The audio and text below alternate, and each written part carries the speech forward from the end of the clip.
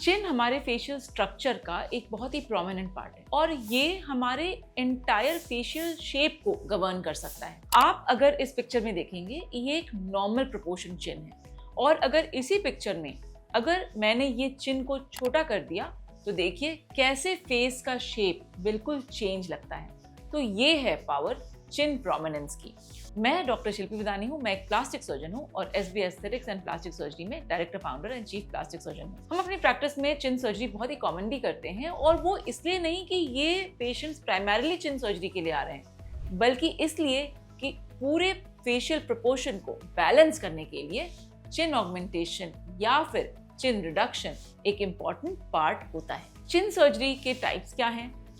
अगर आपको चिन प्रोमिनेंट करवानी है तो एक सिंपल तरीका चिन इम्प्लांट हो सकता है। ये एक सिलिकॉन इम्प्लांट या पीक इम्प्लांट या मेडपोर इम्प्लांट हो सकता है।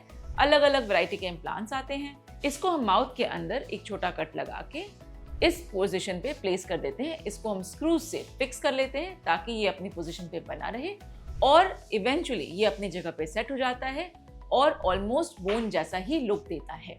अब जो दूसरे टाइप की सर्जरी है वो है genioplasty surgery. Genioplasty surgery actual movement of bone है, मतलब हम चिन के जो बोन है उसको कट करके और इसको एडवांस भी कर सकते हैं, इसको हम रिसीव भी कर सकते हैं। मतलब एडवांसमेंट जीनोप्लास्टी भी हो सकती है और सेटबैक जीनोप्लास्टी भी हो सकती है। अब इससे क्या अचीव होता है?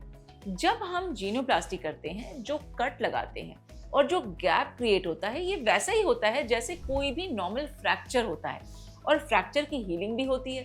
तो इस गैप में बॉडी ब्लड इकट्ठा करके और उसके बाद उसमें बोन फॉर्मेशन करती है, जिससे कि आपकी नेचुरल चिन ही एक्चुअली इंक्रीज हो जाएगी साइज में बिना इम्प्लांट के यूज किए हुए। तो जीनोप्लास्टी सर्जरी भी बहुत कॉमनली की जाती है और बहुत पॉपुलर सर्जरी है। अगर आपको चिन का साइज बड़ा लगता है तो हम इसको रिड्यूस भी कर सकते हैं। रिडक्शन जीनोप्लास्टी बहुत तरीके की होती है, जिसमें कि हम फेमिनाइजिंग जीनोप्लास्टी जब करते हैं तो उसमें एक बीच का स्ट्रिप भी निकालते हैं और चिन को साइड से कोलैप्स कर देते हैं ताकि आपको एक ट्रायंगुलेटेड चिन मिल सके। तो ये दो मेजर तरीके हुए जिससे कि चिन का शेप चेंज हो सकता है, चिन इम्प्लांट और जीनोप्लास्टी। अब अगर हम प्रोपोर्शंस की बात करें तो 1/3 प्रोपोर्शन का बहुत इंपॉर्टेंस है। इससे आपका फेस बैलेंस लगता है।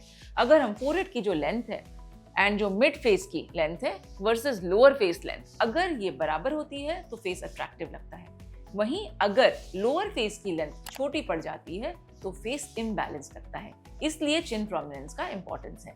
और अगर हम जॉ लाइन की बात करें तो जॉ लाइन एक्चुअली यहाँ पे एंगल से शुरू होके पूरे मैंडिबुलर बॉर्डर से जाके चिन पे खत्म होती है। तो जिनकी चिन रिसीडेड होती है उसमें हम देख सकते हैं कि जॉ लाइन कंप्लीट नहीं लगती या फिर लगता है कि चिन तक आते आते जॉ लाइन फिनिश हो गई। इसलिए जब हम चिन ऑगमेंटेशन करते हैं तो जॉ लाइन कंप्लीट लगती है और एक स्ट्रॉन्ग डिफाइंड लुक आता है जॉ लाइन पे। अब रिकवरी की बात करें तो इम्प्लांट सर्जरी में रिकवरी थोड़ी जल्दी होती है क्योंकि इसमें छोटे से कट से हम इम्प्लांट प्लेस कर देते हैं। अगर जीनोप्लास्टी की बात करें तो उसमें लगभग 2 to 3 वीक्स का टाइम लगता है, लेकिन ये कोई बहुत टीडियस रिकवरी प्रोसेस नहीं है। और सर्जरी के बाद जनरली आपको हम 1 वीक तक कहते हैं कि आप सेमी सॉलिड या लिक्विड डाइट पे रहें ताकि माउथ का हाइजीन मेंटेन हो सके। जब हम नेचुरल रिजल्ट्स की बात करें तो कुछ पेशेंट्स ऐसे होते हैं जिन्होंने कहीं से जीनोप्लास्टी सर्जरी करवाई और उसके बाद वो हम तक पहुंचते हैं और कहते हैं कि डॉक्टर हमें जीनोप्लास्टी तो करानी थी लेकिन ये चिन जो है वो ओवर प्रोजेक्टेड लग रही है या फिर बहुत बड़ी लग रही है चिन हमारे फेस पे। तो क्या हो सकता है?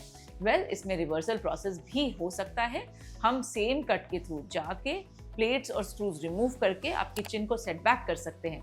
अगर आपने इम्प्लांट सर्जरी पहले करवाई है और आपको लगता है कि इम्प्लांट छोटा या बड़ा है तो उसका साइज मॉडिफिकेशन भी हो सकता है।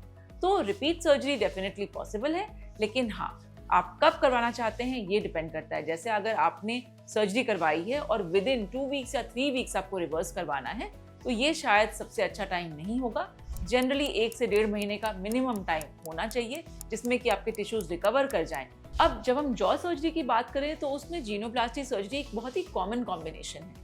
जैसे कि अगर मान लीजिए हमने BSSO किया है, मतलब लोअर जॉ सर्जरी की है, तो उसके साथ भी जीनोप्लास्टी का कॉम्बिनेशन बहुत ही अच्छा बैठता है क्योंकि ये ओवरऑल लुक को डिफाइन करता है। तो ये डिपेंड करेगा कि कैसे और कब हम जीनोप्लास्टी किसके साथ कंबाइन करना चाहते हैं। एक और बहुत पॉपुलर ऑप्शन है वो है राइनोप्लास्टी के साथ जीनोप्लास्टी।